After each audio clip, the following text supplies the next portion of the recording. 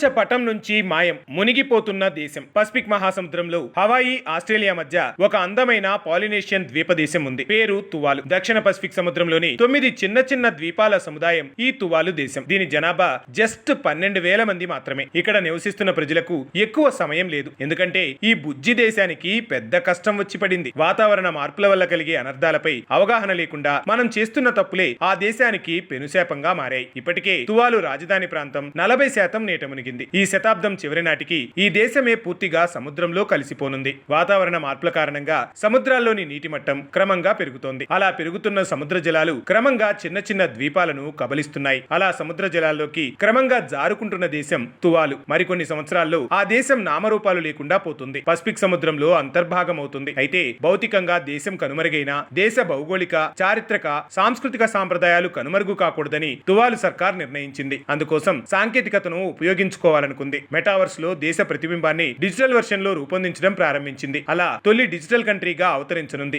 దేశంలోని భౌగోళిక కేంద్రాలు, ప్రముఖ నిర్మాణాలు, ఇతర పర్యాటక కేంద్రాలను డిజిటలైజ్ చేయనుంది. అంటే భవిష్యత్తులో మనం మన ఇంట్లోనే కూర్చుని ఆ దేశాన్ని వర్చువల్ రియాలిటీ ద్వారా పర్యటించవచ్చు. వాతావరణ మార్పులకు కారణమవుతున్న చర్యలను నియంత్రించడంలో ప్రపంచ దేశాలు విఫలమయ్యాయని, మాటల్లో చూపుతున్న నిబద్ధత చర్యల్లో చూపడం లేదని తువాలు దేశ విదేశాంగ శాఖ మంత్రి సైమన్ కొఫే విమర్శిస్తున్నారు. వాతావరణ మార్పుల కారణంగా కనుమరుగు కాబోతున్న తమ దేశం గుర్తులను కాపాడుకోవడం కోసం ఇలా బాట పట్టామని వివరించారు.